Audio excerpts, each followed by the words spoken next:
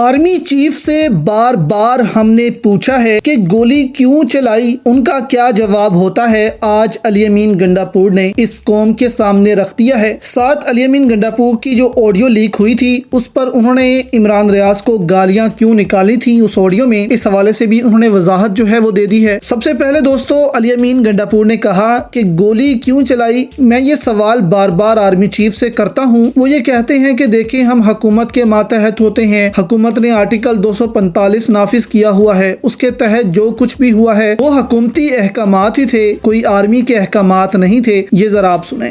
بات کر رہے ہیں کہ گولی کیوں چلائے، تو آرمی چیف صاحب سے جو ملاقات ہوئی آپ کی، اس میں آپ نے پوچھا ان سے کہ آپ نے گولی بار بار پوچھا ہے اور بار بار پوچھتا بھی ہے۔ انہوں نے یہی کہا کہ جی ہم نے نہیں کیا، یہ چونکہ ہم فیڈرل گورنمنٹ کے انڈر آتے ہیں تو فیڈرل گورنمنٹ کے جو آرڈرز ہوتے ہیں تو فیڈرل گورنمنٹ نے 245 لگایا ہوا تھا، اور اس کی بنیاد پہ جو بھی آرڈرز ہیں، جو بھی انیشیٹو لیا گیا ہے، جو بھی کیا گیا ہے، it is by the order of the federal.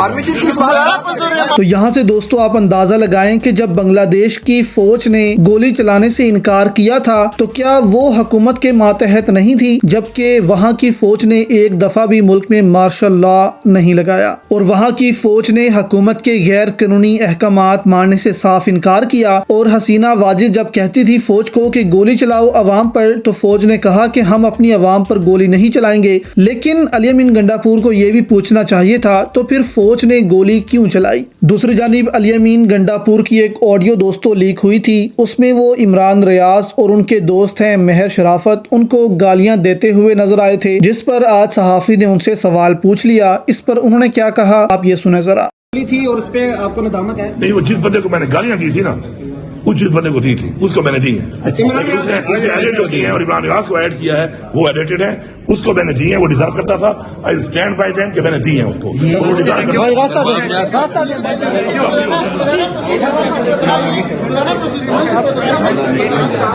تو اس پر بھی وہ کہتے رہے کہ میں نے عمران ریاض کو کوئی گالی نہیں نکالی، وہ ایڈٹ تھا، لیکن مہر شرافت کو جو میں نے گالیاں نکالی ہیں وہ بالکل ٹھیک تھا، وہ اسی کے لائق ہے، اور آگے بھی میں اس کو گالیاں نکالتا رہوں گا۔ تو یہ دو انکشافات جو ہیں وہ علی امین گنڈاپور نے آج کیے ہیں۔ علی امین گنڈاپور کے حوالے سے بھی دوستو عادل راجہ جو ہیں وہ یہی تنقید کرتے ہیں کہ علی امین گنڈاپور بھی شیر افضل مروت کی طرح اسٹیبلشمنٹ کے بندے ہیں، اور آنے والے دنوں میں علی امین گنڈاپور کے حوالے سے بھی سب کو معلوم ہو جائے گا کہ وہ کیا ہیں۔